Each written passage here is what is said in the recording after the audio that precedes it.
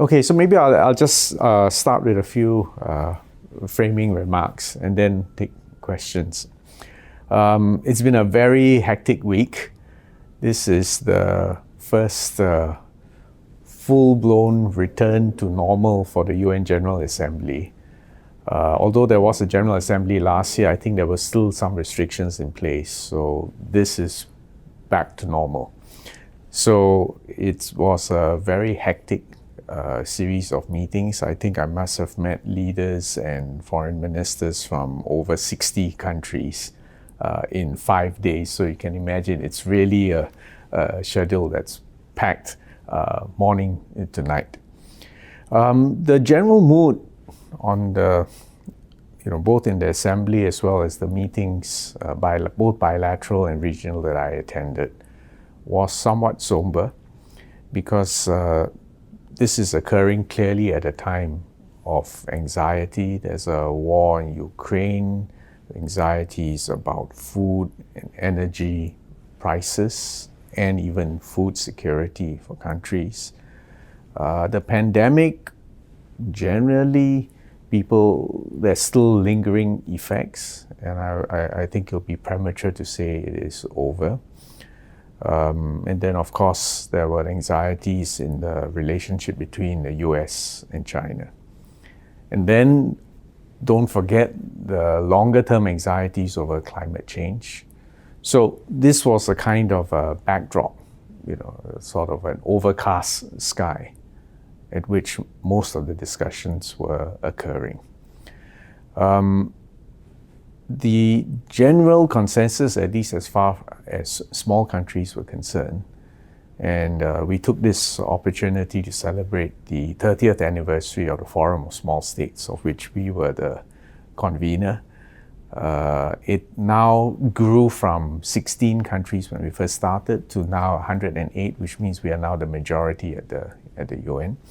We also convened the Global Governance Group, which acts as a kind of a bridge between the G20 countries and the non-G20 countries in the larger UN membership.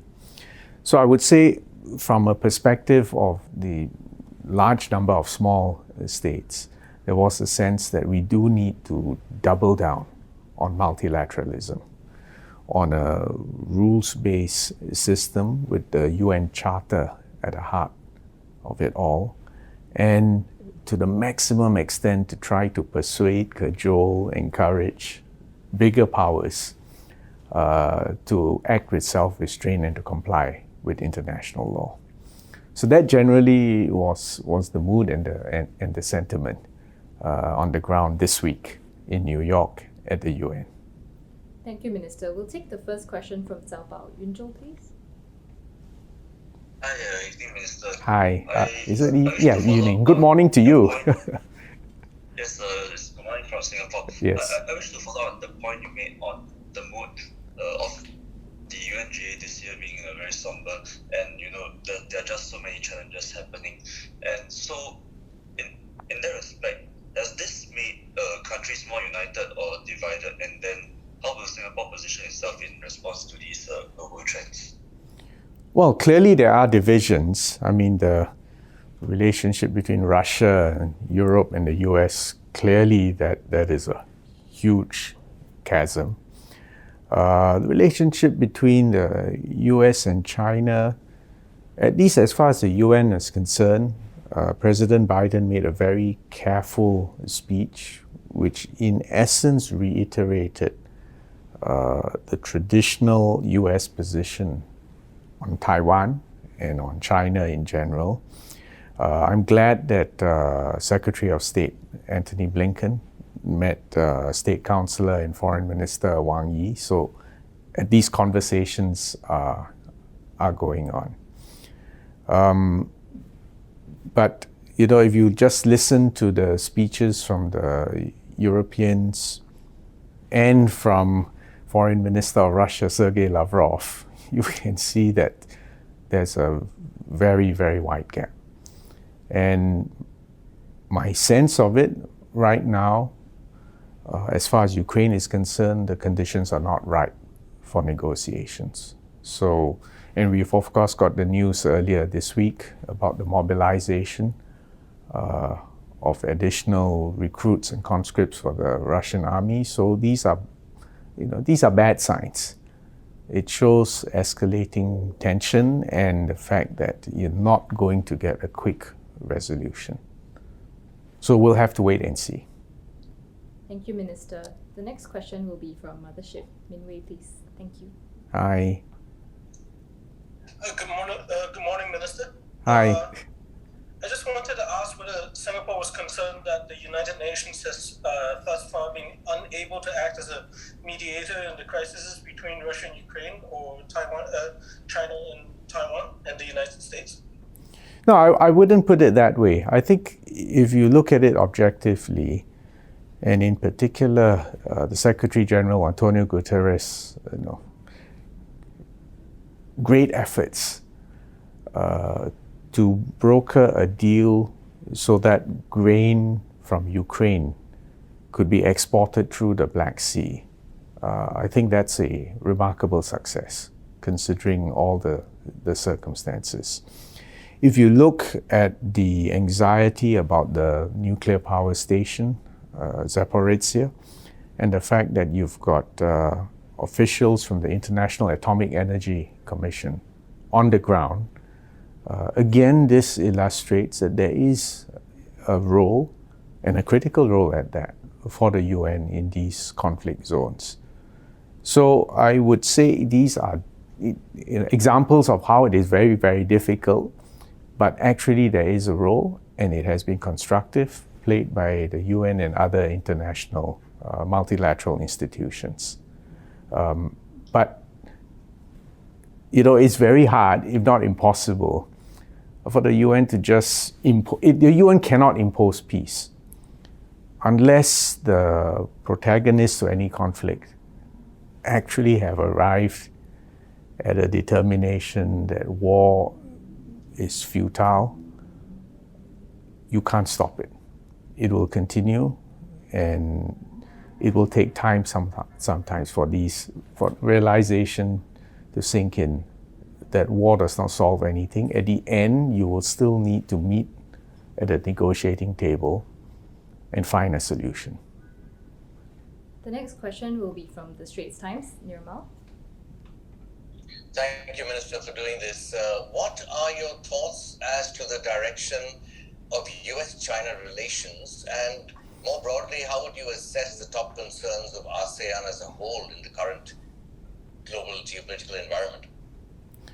Well, let's take the first question. I mean, clearly, if you look at the rhetoric and the actions that have occurred across the Taiwan Straits in recent weeks, it's an area of concern. I would say even grave concern.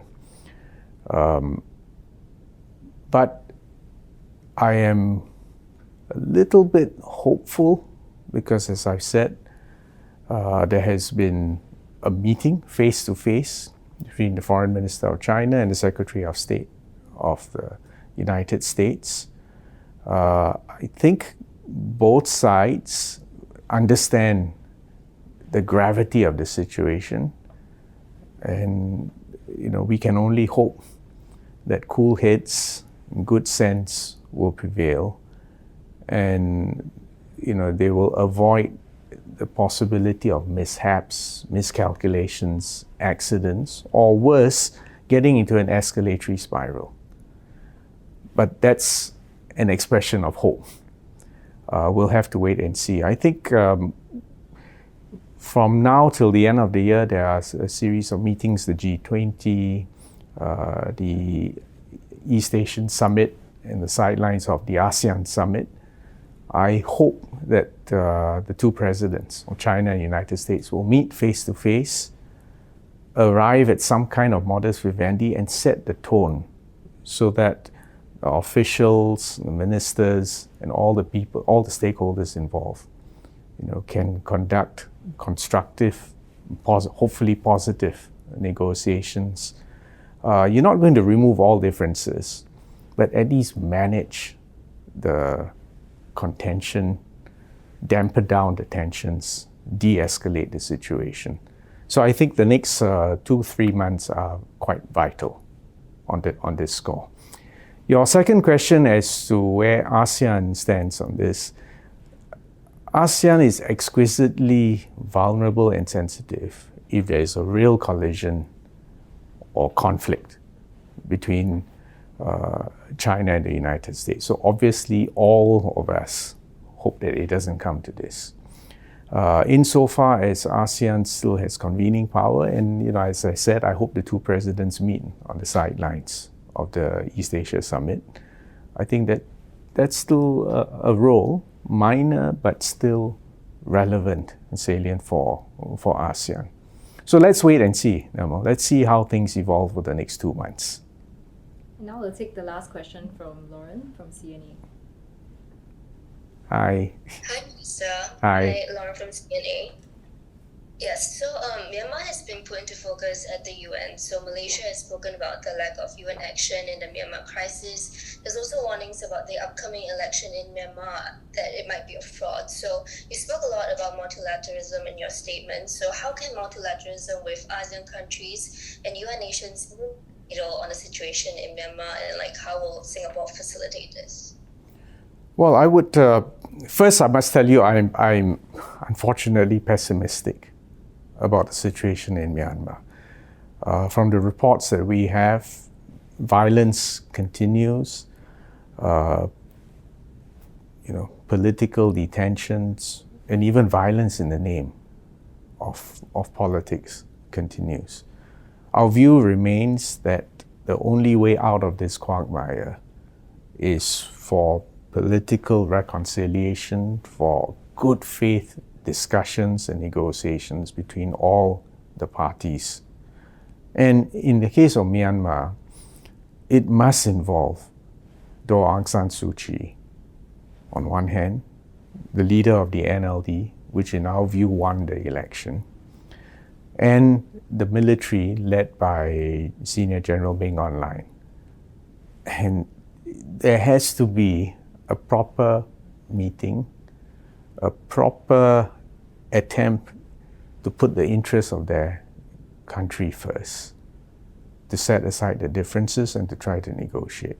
Without that happening, you will not get a solution. But equally, it is important to emphasize that this is an internal Myanmar matter. And ASEAN was never set up to interfere in internal matters, and nor should we. We should not get into this. So what we can do is to encourage, to cajole, to facilitate, and clearly our special envoy will do his best to try to bring the parties to at least talk to each other across the table in good faith. But we cannot solve the problem externally. External intervention never works.